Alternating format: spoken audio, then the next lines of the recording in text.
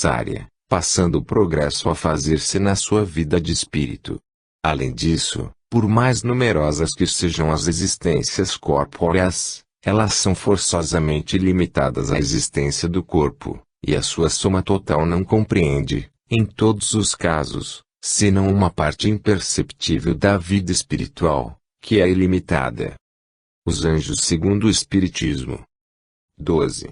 Não se pode pôr em dúvida a existência de seres dotados de todas as qualidades atribuídas aos anjos. Neste ponto, a revelação espírita confirma a crença de todos os povos, fazendo-nos conhecer, ao mesmo tempo, a origem e a natureza de tais seres. As almas ou espíritos são criados simples e ignorantes, isto é, sem conhecimento nem consciência do bem e do mal, porém aptos para adquirir o que lhes falta. O trabalho é o meio de aquisição, e o fim, que é a perfeição, é o mesmo para todos.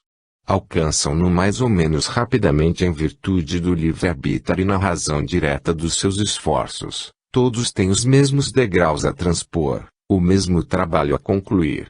Deus não contempla melhor uns que outros, já que todos são seus filhos e porque, sendo justo, não tem preferência por criatura alguma. Ele lhes diz: eis a lei que deve constituir a vossa regra de conduta, só ela pode vos levar ao fim. Tudo que lhe for conforme é o bem, tudo que lhe for contrário é o mal. Tendes inteira liberdade de observar ou infringir esta lei, e assim sereis os árbitros da vossa própria sorte. Conseguintemente, Deus não criou o mal, todas as suas leis são para o bem. Foi o próprio homem que criou esse mal ao transgredir as leis divinas, porquanto, se as observasse escrupulosamente, jamais se desviaria do bom caminho. 13. Nas primeiras fases de sua existência, a alma é qual criança, isto é, inexperiente e, portanto, falível. Deus não lhe dá essa experiência, mas dá-lhe meios de adquiri-la. Cada passo em falso na senda do mal é um atraso para a alma que, sofrendo-lhe as consequências, aprende a sua custo que deve evitar. É assim que, pouco a pouco, se desenvolve, aperfeiçoa e avança na hierarquia espiritual, até chegar ao estado de espírito puro anjo. Os anjos são, pois, as almas dos homens chegados ao grau de perfeição que a criatura comporta, gozando, em sua plenitude, da felicidade prometida. Antes, porém, de atingir o grau supremo, desfrutam de uma felicidade relativa ao seu adiantamento, felicidade que consiste, não na ociosidade, mas nas funções que apraz a Deus confiar-lhes, e por cujo desempenho se sentem felizes, visto que tais ocupações representam para eles um meio de progresso. Veja-se a primeira parte desta obra, capítulo 3, o céu. 14. A humanidade não se restringe à Terra, habita os inúmeros mundos que circulam no espaço, já habitou os desaparecidos e habitará os que se formarem. Tendo-a criado de toda a eternidade, Deus jamais cessa de criá-la. Muito antes que a Terra existisse, por mais remota que imaginemos a sua criação, já havia outros mundos, nos quais espíritos encarnados percorreram as mesmas fases que ora percorremos, atingindo seu fim antes mesmo que tivéssemos saído das mãos do Criador. Há, portanto, desde toda a eternidade, espíritos puros ou anjos, como, porém, sua existência humana se passou num pretérito remotíssimo, para nós é como se tivessem sido sempre anjos desde todos os tempos. 15. Realiza-se assim a grande lei de unidade da criação. Deus nunca esteve inativo e sempre contou com auxílio de espíritos puros, experimentados e esclarecidos, para a transmissão de suas ordens de direção do universo, desde o governo dos mundos até os mais ínfimos detalhes. Não teve, portanto, necessidade de criar seres privilegiados, isentos de obrigações. Todos, antigos e novos, conquistaram suas posições na luta e por mérito próprio. Todos, enfim, são filhos de suas obras. E assim se cumpre a soberana justiça de Deus. Capítulo 9. Os demônios. Origem da crença nos demônios. 1. Em todos os tempos os demônios representaram papel de destaque nas diversas teogonias. Embora bastante desacreditados no conceito geral, a importância que ainda hoje se atribui a eles confere certa gravidade à questão, por tocar o próprio fundo das crenças religiosas. Eis porque é útil examiná-la, com os desdobramentos que o assunto comporta. A crença num poder superior é instintiva no homem. Encontramo-la, sob diferentes formas, em todas as épocas do mundo. Se, no entanto, ainda hoje se discute sobre a natureza e os atributos desse poder, apesar do grau de cultura atingido pelo homem, quão mais imperfeitas não deveriam ser as noções que eles tinham a respeito na infância da humanidade. 2. O quadro com que nos apresentam a infância dos povos primitivos, extasiados ante as belezas da natureza e admirando nela a bondade do Criador é, sem dúvida, muito poético, mas pouco real. De fato, quanto mais se aproxima do estado de natureza, mais o homem se escraviza ao instinto, como acontece ainda hoje entre os povos bárbaros e selvagens. O que mais o preocupa, ou melhor, o que o preocupa exclusivamente é a satisfação das necessidades materiais, até porque não tem outras. O único sentido que pode torná-lo acessível aos gozos puramente morais não se desenvolve senão lentamente, gradualmente. A alma tem também a sua infância, a sua adolescência e virilidade, como o corpo humano, mas para alcançar a virilidade que a tornará capaz de compreender as coisas abstratas, quantas evoluções não tem ela de experimentar na humanidade? Por quantas existências não deve passar? Sem remontarmos aos tempos primitivos, olhamos à nossa volta a gente do campo e perscrutemos os sentimentos de admiração que nela despertam o esplendor do sol nascente, a abóbada estrelada do firmamento, o gorjeio dos pássaros, o murmúrio das ondas cristalinas, as campinas cobertas de flores. Para tais pessoas o sol nasce por hábito e, contanto que forneça suficiente calor para sazonar as colheitas, sem as queimar, nada mais exigem dele. Se olham o céu, é para saber se o tempo será bom ou não no dia seguinte. Tanto faz que os pássaros cantem ou deixem de cantar, desde que não lhes destruam a lavoura. Preferem o cacarejar das galinhas e o grunhido dos porcos ao canto do rouxinol. O que desejam dos regatos cristalinos, ou lamacentos, é que não sequem nem inundem, dos prados, que produzam boa erva, com ou sem flores. É tudo o que desejam, dizemos mais, é tudo que assimilam da natureza, apesar de já muito distanciados dos homens primitivos. 3. Se nos reportarmos a estes últimos, então, vê-los-emos preocupados exclusivamente com a satisfação das necessidades materiais, resumindo o bem e o mal neste mundo à satisfação ou prejuízo dessas necessidades. Acreditam num poder extra-humano, entretanto, como prejuízo material é o que mais de perto os incomoda, atribuindo a esse poder, do qual fazem, aliás, uma ideia muito vaga. Incapazes de conceber qualquer coisa fora do mundo visível e tangível, eles o imaginam e o identificam nos seres e coisas que o prejudicam.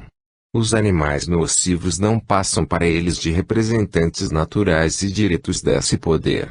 Pela mesma razão, veio nas coisas úteis a personificação do bem, o que explica o culto prestado a certas plantas, a certos animais e mesmo a objetos inanimados. Mas o homem é geralmente mais sensível ao mal que ao bem, este lhe parece natural, ao passo que o mal afeta com mais intensidade. É por isso que nos cultos primitivos as cerimônias em homenagem ao poder maléfico sempre foram mais numerosas, visto que o temor suplantava o reconhecimento. Durante muito tempo o homem não compreendeu senão o bem e o mal físicos. Só mais tarde os sentimentos morais vieram marcar o progresso da inteligência humana, fazendo-lhe entrever na espiritualidade um poder extra-humano fora do mundo visível e das coisas materiais. Tal progresso foi obra de algumas inteligências de escola, mas que não puderam exceder certos limites. 4. Como se vê, Havia uma luta incessante entre o bem e o mal e este muitas vezes triunfava sobre aquele. Por outro lado, não se podendo racionalmente admitir que o mal fosse obra de um poder benfazejo, concluiu-se pela existência de dois poderes rivais no governo do mundo. Daí nasceu a doutrina dos dois princípios, o do bem e o do mal, doutrina lógica, aliás, numa certa época, porque o homem ainda não era capaz de conceber outra, nem de penetrar a essência do Ser Supremo.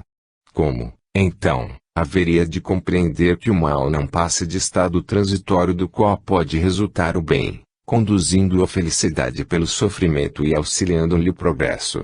Os limites do seu horizonte moral não lhe permitiam ver coisa alguma fora da vida presente, nem no passado nem no futuro. Também não podia compreender que já houvesse progredido, que progrediria ainda individualmente e, muito menos, que as vicissitudes da vida resultavam das imperfeições do ser espiritual que nele reside, o qual persiste e sobrevive ao corpo, depurando-se numa série de existências até atingir a perfeição. Ora, para compreender o bem que pode resultar do mal, é preciso levar em conta não uma, mas várias existências. É necessário abranger o conjunto, pois só então se tornam claras as verdadeiras causas e seus efeitos. 5. Durante muitos séculos e sob vários nomes, o duplo princípio do bem e do mal foi a base de todas as crenças religiosas. Foi personificado em Oromás e Arimane entre os persas, em Jeová e Satã entre os hebreus. Todavia, como todo soberano deve ter ministros, as religiões geralmente admitiram poderes secundários ou gênios bons e maus. Os pagãos fizeram deles individualidades com a denominação genérica de deuses e deram-lhes atribuições especiais para o bem e para o mal, para os vícios e para as virtudes. Os cristãos e os muçulmanos herdaram dos hebreus os anjos e os demônios. 6. A doutrina dos demônios tem, pois, sua origem na antiga crença dos dois princípios, do bem e do mal. Não nos compete examiná-la aqui senão do ponto de vista cristão, para ver se está de acordo com as noções mais exatas que possuímos hoje dos atributos da divindade. Esses atributos são o ponto de partida, a base de todas as doutrinas religiosas, os dogmas, os cultos, as cerimônias, os usos e moral, tudo é relativo à ideia mais ou menos justa, mais ou menos elevada que se forma de Deus, desde o fetichismo até o cristianismo. Se a essência íntima de Deus continua a ser um mistério para a nossa inteligência, compreendemo-la, no entanto, melhor que nunca, graças aos ensinamentos do Cristo. De fato, o cristianismo nos ensina racionalmente que Deus é único, eterno, imutável, imaterial, onipotente, soberanamente justo e bom, infinito em todas as perfeições, razão pela qual dissemos em outro lugar, primeira parte, capítulo 6, doutrina das penas eternas, que se tirasse a menor parcela de um só dos atributos de Deus, não haveria mais Deus, visto que poderia coexistir um ser mais perfeito. Esses atributos, na sua plenitude absoluta, são, pois, o critério de todas as religiões, a medida da verdade de cada um dos princípios que ensinam. E, para que qualquer desses princípios seja verdadeiro, é indispensável que não encerrem um atentado às perfeições divinas. Vejamos se assim é, realmente, na doutrina vulgar dos demônios. Os demônios segundo a Igreja. 7. Segundo a Igreja, Satã, o chefe ou rei dos demônios, não é uma personificação alegórica do mal, mas um ser real, a praticar exclusivamente o mal, enquanto Deus pratica exclusivamente o bem. Tomemo-lo, pois, qual nulo representam. Satanás existe de toda a eternidade, como Deus, ou se ele é posterior. Se existe de toda a eternidade é incriado e, por conseguinte, igual a Deus. Logo, Deus deixará de ser único, pois haverá um Deus do bem e um Deus do mal. Mas e se lhe for posterior? Neste caso passa a ser uma criatura de Deus. Visto que só pratica o mal, que é incapaz de fazer o bem e de arrepender-se, Deus teria criado um ser votado exclusivamente, eternamente ao mal.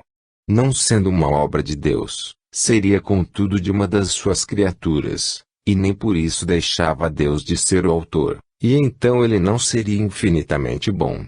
O mesmo se dá em relação a todos os seres maus chamados demônios.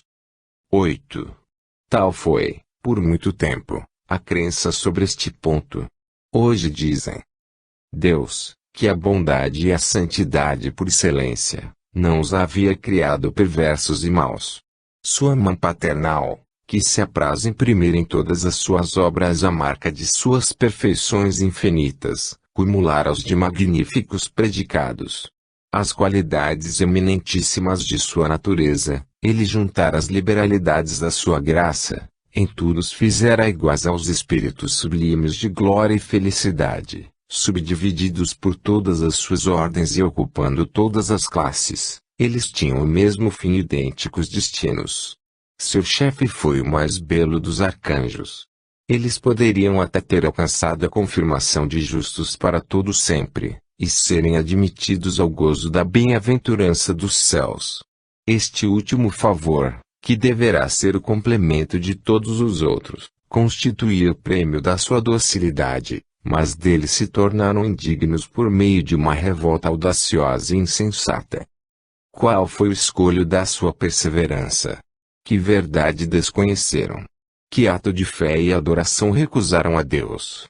A Igreja e os anais das Santas Escrituras não o dizem positivamente, mas parece certo que não aqueceram a mediação do Filho de Deus, nem a exaltação da natureza humana em Jesus Cristo. O Verbo Divino, Criador de todas as coisas, é também o único mediador e salvador, na terra como no céu. O fim sobrenatural não foi dado aos anjos e aos homens senão como previsão de sua encarnação e de seus méritos, pois não há proporção alguma entre a obra dos espíritos mais eminentes e a recompensa, senão o próprio Deus. Nenhuma criatura poderia alcançar tal fim, sem esta maravilhosa e sublime intervenção da caridade. Ora, para preencher a distância infinita que separa a essência divina das obras feitas por suas mãos, seria preciso que reunisse à sua pessoa os dois extremos, e que associasse a sua divindade à natureza do anjo ou do homem. E ele preferiu a natureza humana.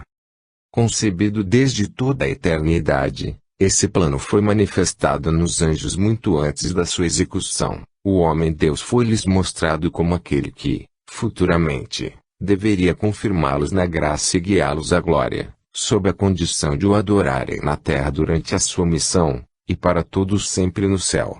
Revelação inesperada, visão encantadora para os corações generosos e gratos, mas, profundo mistério, arrasador para os espíritos soberbos. Esse fim sobrenatural, essa glória imensa que lhes propunham não seria unicamente a recompensa de seus méritos pessoais. Nunca poderiam atribuir a si próprios os títulos dessa glória. Um mediador entre Deus e eles, que injure a sua dignidade, e a preferência espontânea pela natureza humana. Que injustiça, que afronta aos seus direitos. E chegarão neles um dia a ver esta humanidade, que lhes é tão inferior, deificada pela união com o Verbo, sentada à direita de Deus em trono resplandecente. Consentirão enfim que ela ofereça a Deus, eternamente, a homenagem da sua adoração. Lúcifer e a terça parte dos anjos sucumbiram a tais pensamentos de inveja e de orgulho. São Miguel e com ele muitos outros exclamaram: quem é semelhante a Deus? Ele é o dono de seus dons, o soberano Senhor de todas as coisas. Glória a Deus e ao Cordeiro, que será imolado para a salvação do mundo.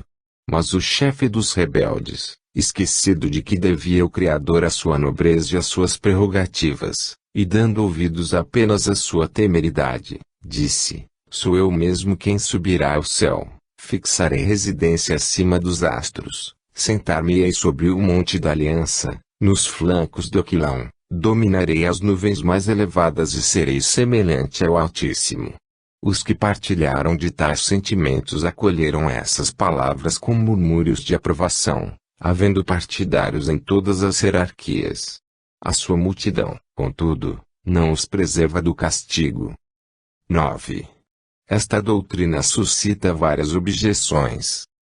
Primeira, se Satã e os demônios eram anjos, eles eram perfeitos. Como, sendo perfeitos, puderam falir a ponto de desconhecer a autoridade de Deus, em cuja presença se encontravam? Se ao menos tivessem conquistado tal iminência gradualmente, depois de haver percorrido a escala da perfeição, poderíamos até conceber um triste retrocesso. Contudo, o que torna a coisa mais incompreensível é o modo pelo qual nos apresentam, isto é, criados perfeitos desde a origem. A consequência dessa teoria é esta: Deus quis criar seres perfeitos, já que os favorecera com todos os dons, mas se enganou. Logo, segundo a Igreja, Deus não é infalível. Segunda, visto que nem a Igreja e nem os anais da história sagrada explicam a causa da rebelião dos anjos contra Deus e apenas dão como quase certa que se deveu à relutância no reconhecimento da futura missão do Cristo, perguntamos que valor pode ter o quadro tão preciso e detalhado da cena que então aconteceu? A que fonte recorreram para colher palavras tão claras e até simples colóquios? De duas uma, ou a cena é verdadeira ou não é. No primeiro caso, não havendo dúvida alguma, porque a Igreja não decide a questão. Se a Igreja e a história se calam, se somente a causa parece certa, é que não passa de hipótese e a cena descritiva é mero fruto da imaginação. Terceira, as palavras atribuídas a Lúcifer revelam uma ignorância admirável num arcanjo que, por sua própria natureza e pelo grau alcançado, não deve participar, quanto à organização do universo, dos erros e prejuízos que os homens têm professado, até serem esclarecidos pela ciência. Como, pois, poderia dizer que fixaria a residência acima dos astros, dominando as mais elevadas nuvens? É sempre velha crença da Terra como centro do universo, do céu como que formado de nuvens estendendo-se às estrelas, e da limitada região destas, que a astronomia nos mostra disseminadas ao infinito no espaço infinito. Como hoje já se sabe que as nuvens não se elevam a mais de 2 léguas da superfície terrena, seria preciso, para dizer que Lúcifer dominará as nuvens mais elevadas, referindo-se a montanhas, que a cena se passasse na superfície da terra e que nela se localizasse a morada dos anjos. Por outro lado, se tal morada se localiza em região superior, é inútil dizer que ela se elevará acima das nuvens. Atribuir aos anjos uma linguagem marcada pela ignorância é confessar que os homens contemporâneos são mais sábios do que os anjos. A Igreja sempre tem se equivocado ao não levar em conta os progressos da ciência. 10. A resposta à primeira objeção acha-se na seguinte passagem. A Escritura e a tradição denominam o céu um lugar no qual se haviam colocado os anjos, no momento da sua criação. Mas esse não era o céu dos céus, o céu da visão beatífica, onde Deus se mostra face a face aos seus eleitos, que o contemplam claramente e sem esforço, porque aí não há mais possibilidade nem perigo de pecado. A tentação e a dúvida são aí desconhecidas, a justiça, a paz e a alegria reinam imutáveis, a santidade e a glória são imperecíveis. Era, portanto, outra região celeste, uma esfera luminosa e afortunada, em que essas nobres criaturas, largamente favorecidas pelas comunicações divinas, deveriam recebê-las e a elas aderir com fé e humildade, antes de serem admitidas a ver claramente a sua realidade na essência do próprio Deus. Do que acaba de ser dito podemos deduzir que os anjos decaídos pertenciam a uma categoria menos elevada, menos perfeita, não havendo ainda alcançado o lugar supremo em que o erro é impossível.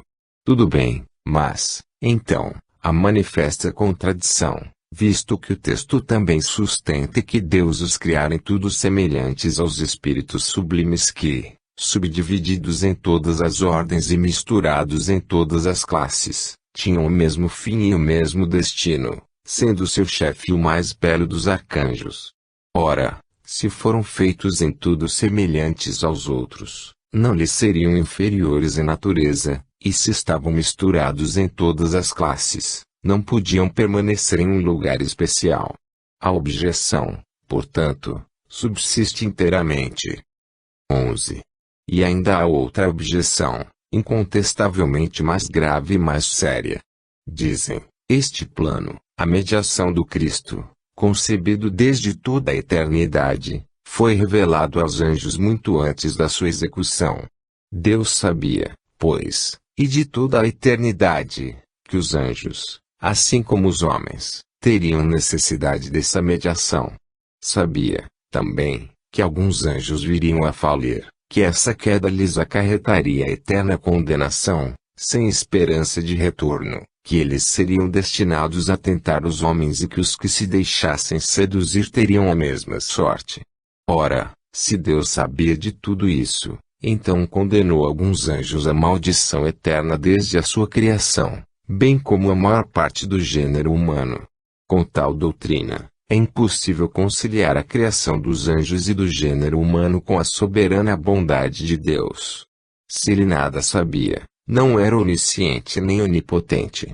Num e no outro caso temos a negação de dois atributos sem a plenitude dos quais Deus não seria Deus.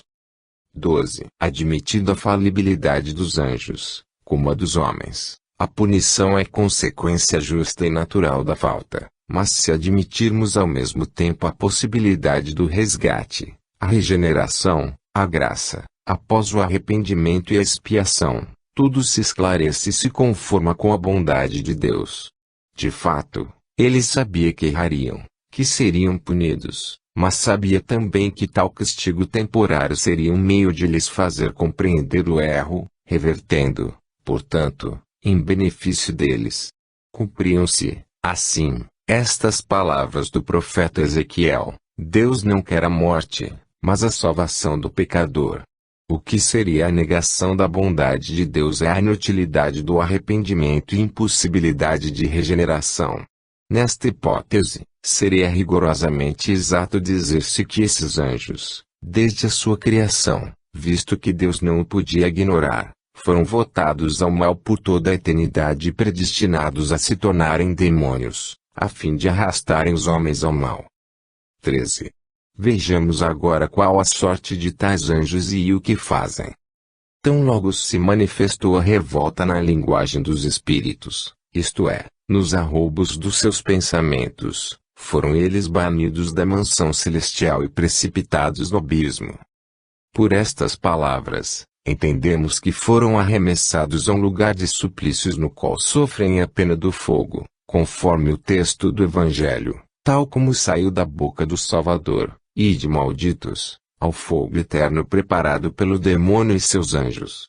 Pedro diz expressamente que Deus os prendeu às cadeias e torturas infernais, embora nem todos lá estejam eternamente, visto como só no fim do mundo serão para sempre enclausurados com os réprobos. Presentemente, Deus ainda permite que ocupem lugar nesta criação, a qual pertencem, na ordem das coisas atinentes à sua existência, nas relações enfim que deviam ter com o homem, e das quais fazem o mais pernicioso abuso. Enquanto uns ficam na tenebrosa morada, servindo de instrumento da justiça divina contra as almas infelizes que seduziram, uma infinidade de outros formam legiões invisíveis sob o comando de seus chefes, residindo nas camadas inferiores da nossa atmosfera e percorrendo todas as partes do globo. Envolvem-se em tudo que aqui se passa, tomando mesmo parte muito ativa nos acontecimentos terrenos. Quanto ao que diz respeito às palavras do Cristo sobre o suplício do fogo eterno, veja-se a nossa explanação no capítulo 4, intitulado O Inferno. 14. Conforme esta doutrina, apenas uma parte dos demônios está no inferno, a outra vagueia em liberdade, envolvendo-se em tudo o que aqui se passa, dando-se ao prazer de praticar o mal e isso até o fim do mundo, cuja época indeterminada não chegará tão cedo. Por que, pois, essa diferença? Serão os últimos menos culpados? Certo que não, a menos que se revezem nos seus papéis, como se pode deduzir desta passagem, enquanto uns ficam na tenebrosa morada, servindo de instrumento da justiça divina contra as almas infelizes que seduziram. Suas ocupações consistem, pois, em atormentar as almas que seduziram. Assim, não se encarregam de punir as que são culpadas de faltas livres e voluntariamente cometidas, mas das que eles próprios provocaram. São ao mesmo tempo a causa do erro e o instrumento do castigo. O que causa mais admiração, contudo, e que a justiça humana, por mais imperfeita que seja, jamais admitiria, é o fato de a vítima, ao sucumbir por fraqueza em circunstâncias alheias à sua vontade, ser punida tão severamente quanto o agente provocador, que emprega astúcia e artifício, e até com mais severidade, porque vai ao inferno ao deixar a terra para daí não sair nunca mais, sofrendo eternamente, sem trégua nem compaixão, enquanto o causador da sua primeira falta, o agente provocador, permanece em liberdade até o fim do mundo. Ora, porventura a justiça de Deus seria menos perfeita que a dos homens? 15. Isto, porém, ainda não é tudo. Deus permite que eles ocupem lugar nesta criação, nas relações que deviam ter com os homens e das quais abusam da maneira mais perniciosa. Deus podia ignorar o abuso que fariam da liberdade que Ele próprio lhes daria. Então, por que a concedeu? Mas nesse caso é com conhecimento de causa que Deus abandona as suas criaturas à mercê delas mesmas, sabendo, já que é onipotente, que vão sucumbir e que terão a sorte dos demônios. Não serão elas por si mesmas bastante fracas para falirem, sem a provocação de um inimigo tanto mais perigoso porque invisível. Se ao menos o castigo fosse temporário e o culpado pudesse remir-se pela reparação. Mas não, a condenação é irrevogável, eterna. Arrependimento, regeneração, lamentos, tudo supérfluo.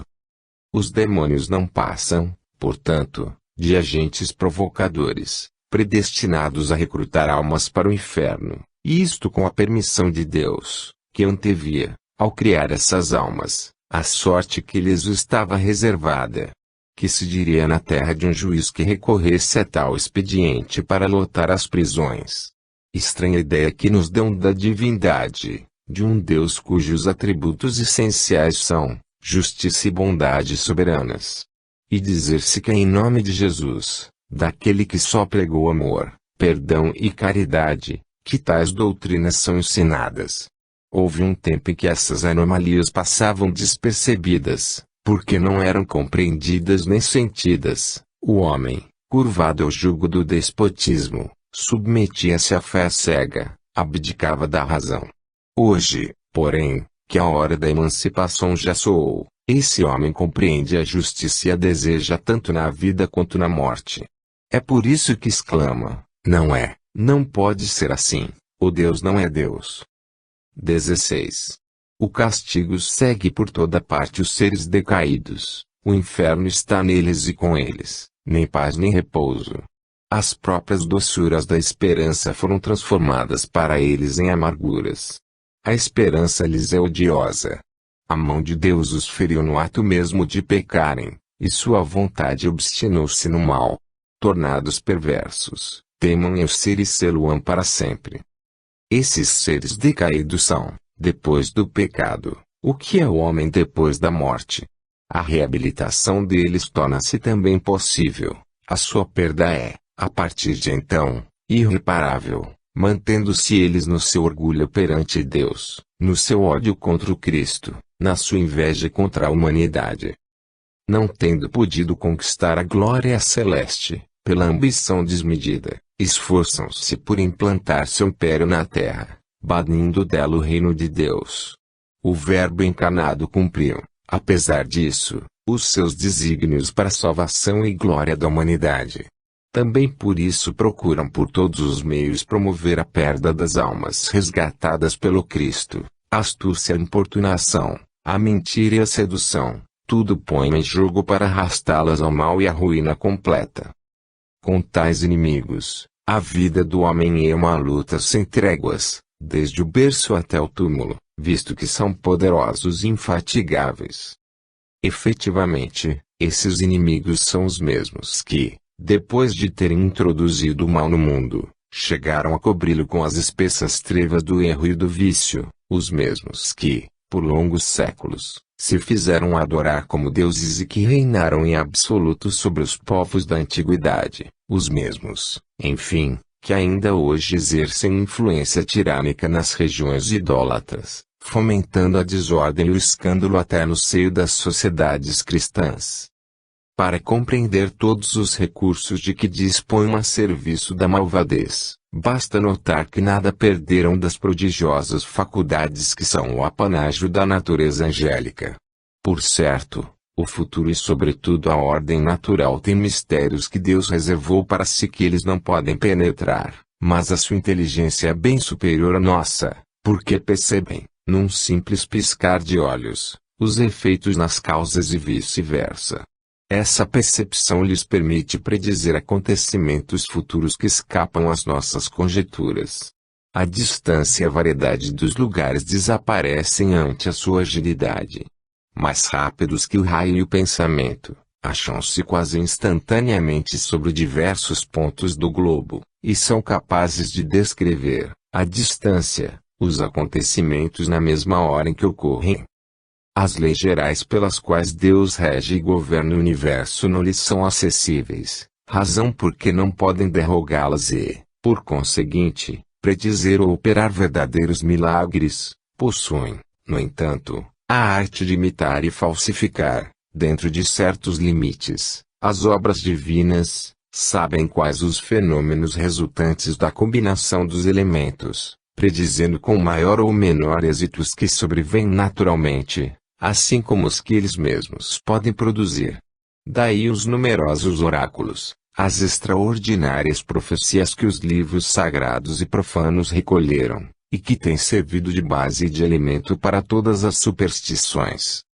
A substância simples e material que os compõe escapa às nossas vistas, permanecem ao nosso lado sem que os vejamos, tocam a nossa alma sem nos tocar o ouvido. Acreditamos obedecer aos nossos pensamentos, quando, na verdade, sofremos as suas tentações e a sua funesta influência. As nossas disposições, ao contrário, lhes são conhecidas pelas impressões que delas transparecem em nós, e nos atacam geralmente pelo lado mais fraco. Para nos seduzirem com mais segurança costumam apresentar-nos ideias e sugestões de acordo com as nossas inclinações. Modificam a ação segundo as circunstâncias e os traços característicos de cada temperamento. Contudo, suas armas favoritas são a hipocrisia e a mentira. 17. Dizem que o castigo os segue por toda parte, que eles não têm paz nem repouso. Isto não invalida de modo algum a observação que fizemos sobre o privilégio dos que estão fora do inferno, privilégio tanto mais injustificado, porquanto, estando fora dele, podem fazer muito mais mal. Com toda certeza eles não são felizes como os anjos bons, mas não se deve levar em consideração a sua relativa liberdade. Se não têm a felicidade moral que a virtude confere, são incontestavelmente mais felizes que os seus comparsas que padecem nas chamas. Depois, para os maus, há sempre um certo gozo na liberdade que desfrutam para praticar o mal. Perguntai ao criminoso o que prefere, se ficar na prisão, ou percorrer livremente os campos, agindo à vontade. Pois o caso é exatamente o mesmo. O remorso, afirmam, os persegue sem tréguas nem piedade. Mas esquecem que o remorso é o precursor imediato do arrependimento, quando não é o próprio arrependimento. Dizem, tornados perversos, obstinam-se na perversidade e serão malvados para sempre. Mas desde que se obstinam em ser perversos é que não têm remorsos. Se tivessem o menor sentimento de pesar, renunciariam ao mal e pediriam perdão. Logo, o remorso não constitui para eles nenhum castigo. 18. Eles são, depois do pecado, o que é o homem depois da morte. A reabilitação dos que caíram torna-se, portanto, impossível. Ora, de onde provém essa impossibilidade? Não se compreende que seja a consequência de sua similitude com o homem depois da morte, proposição que, aliás, não é muito clara. Porventura essa impossibilidade proviria da própria vontade dos demônios, ou da vontade de Deus? No primeiro caso a pertinácia denota uma extrema perversidade, um endurecimento absoluto no mal, não se compreendendo que seres tão profundamente perversos pudessem algum dia ter sido anjos de virtude que, durante o tempo indefinido que passaram entre estes últimos, não tenham deixado perceber nenhum sinal de sua maldade natural. No segundo caso, ainda menos se compreende que Deus inflija como castigo a impossibilidade da reparação, após uma primeira falta. O Evangelho nada diz de semelhante. 19. E acrescentam, a sua perda é desde então irreparável, mantendo-se eles no seu orgulho perante Deus. Aliás, de que lhes serviria não manterem tal orgulho, uma vez que todo arrependimento é inútil? Se ao menos tivessem uma esperança de reabilitação, fosse qual fosse o seu preço, o bem teria um objetivo para eles. Assim não acontece, porém, se perseveram no mal é porque lhes trancaram a porta da esperança. Mas por que Deus lhes trancaria essa porta? Para se vingar da ofensa decorrente da sua insubmissão.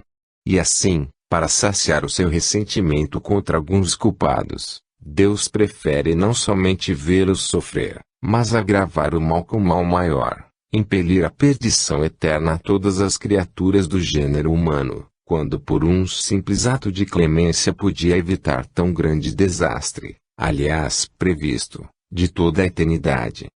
Trata-se, neste caso, de um ato de clemência, de uma graça pura e simples que pudesse transformar-se em estímulo ao mal. Não, mas de um perdão condicional, subordinado a sincero retorno ao bem.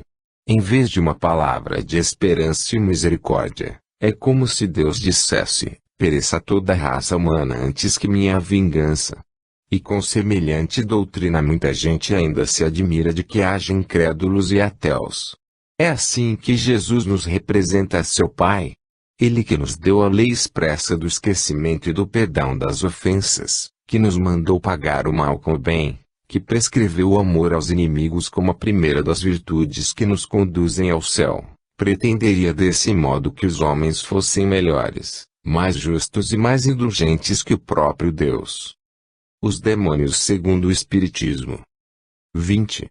Segundo o Espiritismo, nem os anjos nem os demônios são seres à parte, já que a criação de seres inteligentes é uma só. Unidos a corpos materiais, esses seres constituem a humanidade que povoa a Terra e as outras esferas habitadas, uma vez libertos do corpo material, constituem o mundo espiritual ou dos espíritos, que povoam os espaços. Deus os criou perfectíveis e deu-lhes por meta a perfeição, com a felicidade que dela resulta, mas não lhes deu a perfeição. Quis que a obtivessem por seu próprio esforço, a fim de que tivessem o mérito. Desde o momento da sua criação que os seres progridem, quer encarnados, quer no estado espiritual. Chegados ao apogeu, tornam-se espíritos puros ou anjos segundo a expressão vulgar, de sorte que, a partir do embrião do ser inteligente até o anjo, há uma cadeia ininterrupta na qual cada um dos elos assinala um grau de progresso. Disso resulta que há espíritos em todos os graus de adiantamento, moral e intelectual, conforme a posição em que se acham na escala do progresso. Por conseguinte, em todos os graus existe saber e ignorância, bondade e maldade. Nas classes inferiores destacam-se espíritos ainda profundamente propensos ao mal e que nele se comprazem.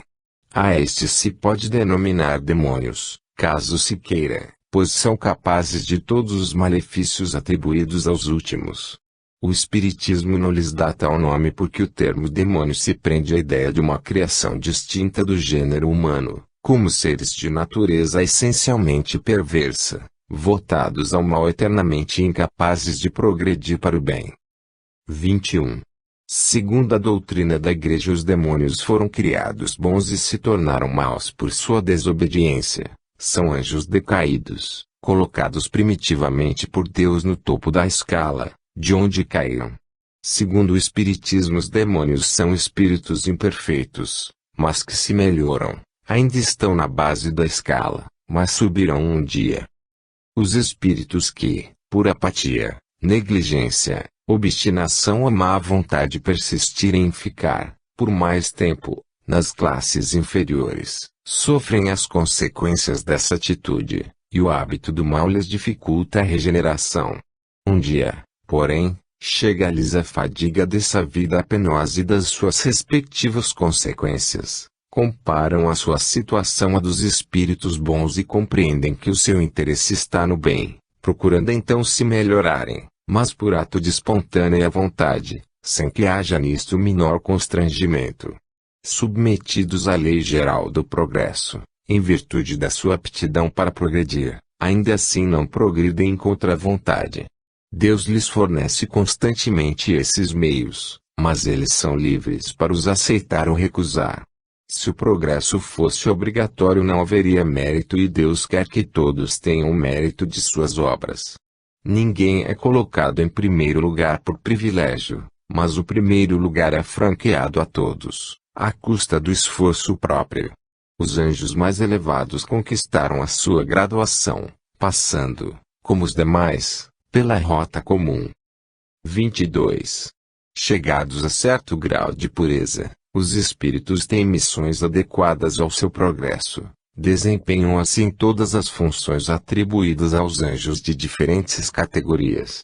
E como Deus criou de toda a eternidade, segue-se que de toda a eternidade houve número suficiente para satisfazer a todas as necessidades do governo do universo. Deste modo, uma só espécie de seres inteligentes, submetida à lei do progresso, satisfaz todos os fins da criação. Esta unidade na criação, aliada à ideia de uma origem comum, tendo o mesmo ponto de partida e a mesma rota a percorrer, elevando-se a criatura pelo próprio mérito, corresponde melhor à justiça de Deus do que a criação de espécies diferentes, mais ou menos favorecidas de dotes naturais, que seriam outros tantos privilégios. 23. A doutrina comum sobre a natureza dos anjos, dos demônios e das almas humanas, não admitindo a lei do progresso, mas vendo todavia seres de diversos graus, concluiu que seriam produto de outras tantas criações especiais. Chega assim a fazer de Deus um pai parcial, tudo concedendo a alguns de seus filhos, e impondo a outros o mais rude trabalho. Não é de admirar que por muito tempo os homens nada tenham visto de chocante nessas preferências, já que eles procediam do mesmo modo em relação aos próprios filhos, ao estabelecerem direitos de primogenitura e outros privilégios de nascimento. Podiam tais homens pensar que erravam mais do que Deus. Hoje, porém, alargou-se o círculo das ideias, o homem vê mais claro e tem noções mais exatas da justiça. Desejando-a para si e nem sempre encontrando na terra, quer pelo menos encontrá-la mais perfeita no céu. É por isso que toda e qualquer doutrina, no qual a justiça divina não lhes apareça na plenitude integral da sua pureza, repugna-lhes a razão. Capítulo 10. Intervenção dos demônios nas modernas manifestações. 1. Os fenômenos espíritas modernos têm atraído a atenção sobre fatos análogos ocorridos em todos os tempos, e nunca a história foi tão compulsada neste sentido como ultimamente. Pela semelhança dos efeitos, concluiu-se pela identidade da causa. Como sempre acontece relativamente a fatos extraordinários que o senso comum desconhece, o vulgo viu nos fenômenos espíritas uma causa sobrenatural e a superstição os exagerou, ajuntando-lhes absurdas crendices. Provém daí uma infinidade de lendas que, na sua maioria, são uma mistura de poucas verdades e muitas mentiras. 2. As doutrinas sobre o demônio, que por tanto tempo prevaleceram, haviam de tal maneira exagerado o seu poder que fizeram, por assim dizer, que Deus fosse esquecido. Por toda parte surgia o dedo de Satanás, bastando para tanto que o fato observado ultrapassasse os limites do poder humano. Até as coisas melhores, As descobertas mais úteis, sobretudo as que pudessem tirar o homem da ignorância e alargar o círculo de suas ideias, foram consideradas muitas vezes como obras diabólicas.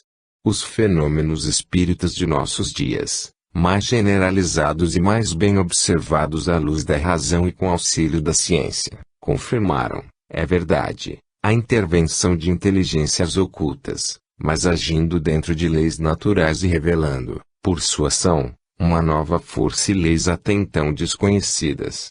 A questão reduz-se, portanto, em saber de que ordem são essas inteligências. Enquanto não se possuía do mundo espiritual senão noções incertas e sistemáticas, os equívocos eram possíveis, mas hoje, que observações rigorosas e estudos experimentais esclareceram a natureza, a origem e o destino dos espíritos, bem como seu modo de ação e o papel que desempenham no universo, a questão se resolve por fatos. Sabemos, agora, que essas inteligências ocultas são as almas dos que viveram na Terra. Sabemos também que as diversas categorias de espíritos bons e maus não constituem seres de espécies diferentes, assinalando apenas os seus diversos graus de adiantamento. Segundo a posição que ocupam em virtude do desenvolvimento intelectual e moral, os seres que se manifestam apresentam os mais vivos contrastes, o que não os impede de terem saído da grande família humana, do mesmo modo que o selvagem, o bárbaro e o homem civilizado. 3. Sobre este ponto, como sobre muitos outros, a Igreja mantém suas velhas crenças a respeito do demônio. Diz ela, temos princípios que não variam há 18 séculos porque são imutáveis.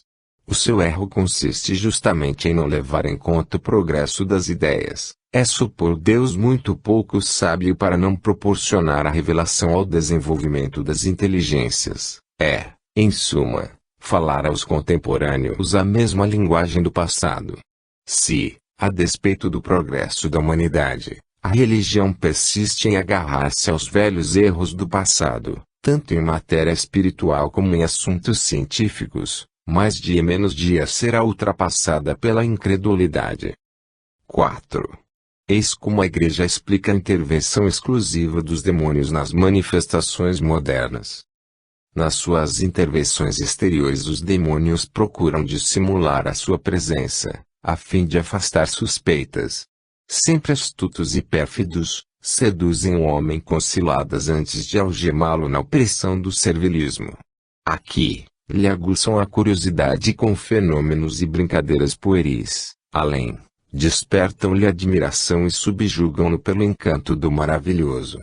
Se o sobrenatural aparece, se o seu poder os desmascara, então se acalmam, extinguem quaisquer apreensões, solicitam confiança e provocam familiaridade. Ora se apresentam como divindades e bons gênios, ora simulam os nomes e até os traços de homens que deixaram a terra.